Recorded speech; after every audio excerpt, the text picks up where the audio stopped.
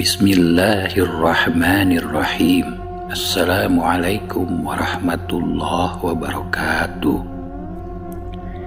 Apa jadinya ketika kamu melakukan perjanjian dengan setan? Ini mungkin yang dialami oleh aku dan keluargaku, karena masalah ekonomi membuat kami terlilit hutang yang sangat banyak. Membuat ayahku saat itu lebih memilih jalan pintas bersekutu dengan setan. Mendapatkan uang secara instan dengan perjanjian yang sangat-sangat mengerikan. Saat itu aku duduk di bangku kelas 2 SMA. Aku mempunyai adik seorang perempuan, sebut saja dia Putri, yang masih bersekolah di kelas 5 SD. Ibuku hanya ibu rumah tangga, sedang ayahku dulu dia bekerja sebagai seorang marketing sebuah perusahaan. Namun karena satu dan lain hal perusahaannya bangkrut, banyak pinjaman. Hal itu membuat ayahku ketar-ketir karena kehilangan pekerjaan.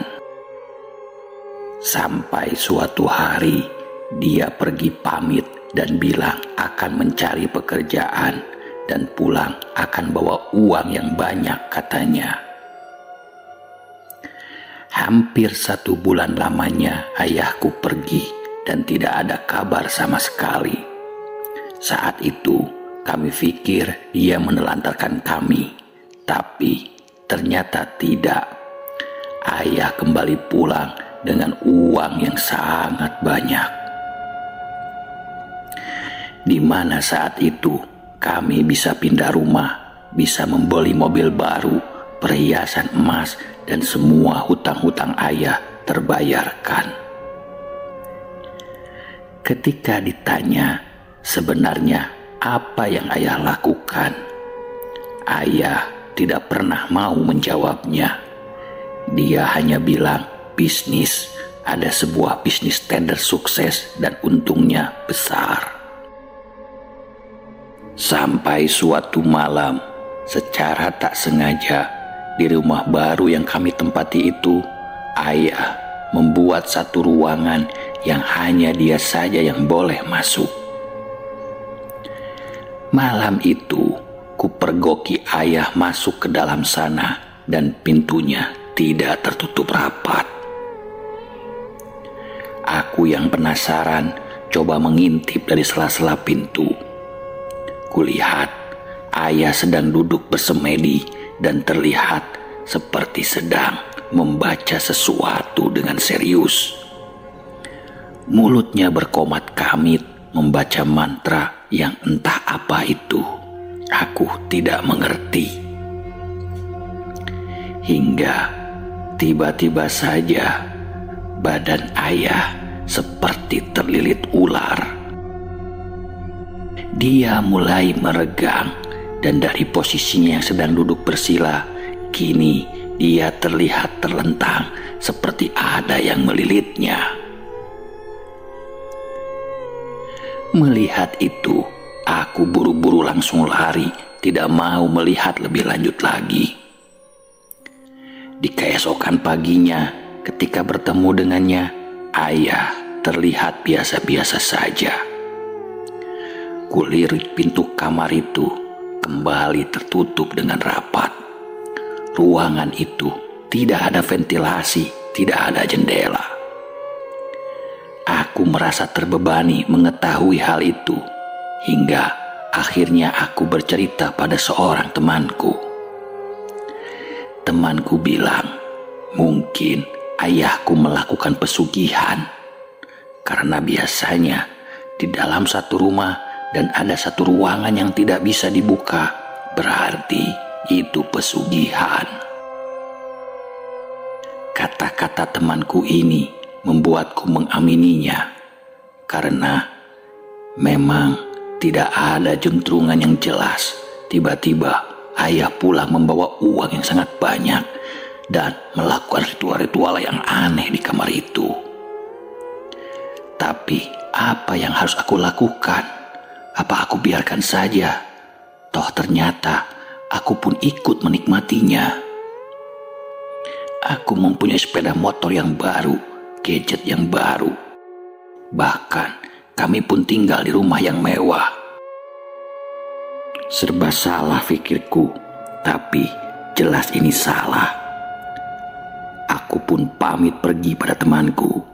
Sebelum pamit, temanku berkata, semua yang dilakukan pasti ada bayarannya. Jangan sampai ada yang dijadikan tumbal, katanya. Mendengar itu, bulu kuduku berdiri merinding. Aku tidak sepolos itu yang tidak tahu apa-apa mengenai pesugihan dan tumbal. Hanya aku seakan diingatkan kembali bahwa hal seperti itu pasti ada bayarannya. Kepalaku pusing memikirkan hal ini hingga akhirnya pada suatu hari aku memberanikan diri menanyakan ini kepada ayah. Aku tanyakan pada ayahku, apakah ayah melakukan pesugihan? Di sana ayah sangat marah dan bilang aku tidak bersyukurlah apalah atau fitnah, katanya. Semenjak itu dia jadi berubah. Berangsur-angsur aku tidak berbicara dengannya lagi. Hal yang aku takutkan pun terjadi. Sepertinya ayah sangat marah padaku. 1 minggu sudah ayah tidak kembali pulang. Ibu ketika itu mulai sakit-sakitan, demam, dan ketika ku bawa ke dokter, dokter bilang tidak ada apa-apa, kondisi badannya sehat. Tapi kenyataannya terlihat tidak begitu. Ibuku sakit. Aku langsung berpikir, apakah ini yang dimaksud temanku itu? Seketika jantungku berdegup sangat kencang, keringatku bercucuran. Di saat itu ayah pun tidak ada kabar berita, entah pergi kemana. Aku pernah ada di kamar ibu, menjaga ibu bersama adikku. Kami mengaji di sebelah ibu yang terlihat sangat-sangat mengkhawatirkan. Badannya terlihat sangat kurus, bisa dibilang dia seperti mayat hidup. Mengigau tiap malam, berkata tidak jelas, keadaannya sudah sangat mengkhawatirkan. Sampailah malam itu, ketika kami sedang mengaji, tiba-tiba ibu berteriak, "Berisik, berisik, berisik kalian." Kontan aku sangat kaget saat itu. Jelas itu bukan suara ibu. Aku pun lantas bertanya pada makhluk yang mungkin merasuki ibu, "Mau apa kamu?" Lalu dia berkata, "Ayahku berhutang padanya dan sekarang dia akan menagihnya." Lewat badan ibuku, sosok itu tertawa-tawa. Dia berdiri di atas tempat tidur. Ya, ibuku yang sangat lemah itu, dia berdiri di atas tempat tidur. Menginjak-injakkan kakinya, meloncat-loncat di atas tempat tidur, membuat aku dan adikku berusaha menahannya. Adikku sampai menangis. Aku pun membacakan ayat-ayat suci. Aku keraskan suaraku hingga dia berteriak sambil tertawa.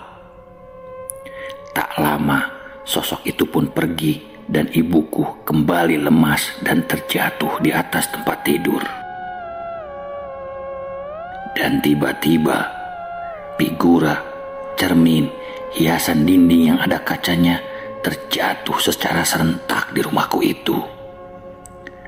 Dan tiba-tiba dari langit-langit kamar itu terdengar ada suara langkah kaki yang sangat besar. Kaki itu seperti menginjak-injak langit-langit kamarku. Berputar-putar terus diiringi suara geraman yang sangat menyeramkan. Aku tidak tinggal diam. Saat itu, kulihat jam menunjukkan jam 1, hampir setengah 2 pagi.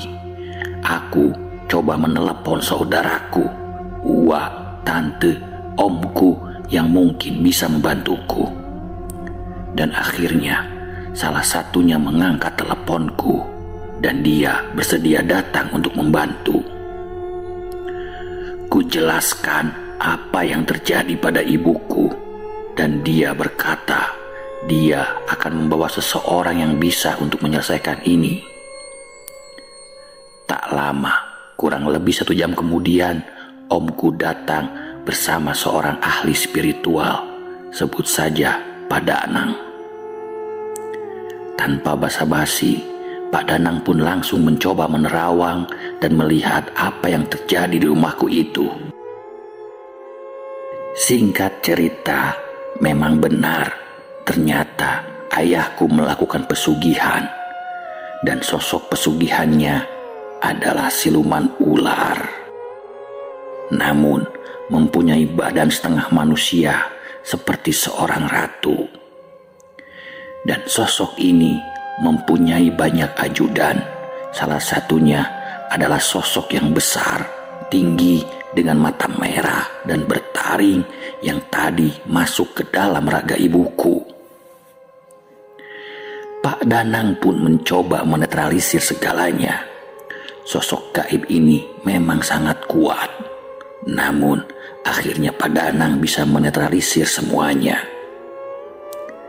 Sampai ketika coba dibersihkan dan memanggil karuhun dari keluarga kami yang sebenarnya, tiba-tiba saja ibu tersadar dan dia terlihat kembali sehat.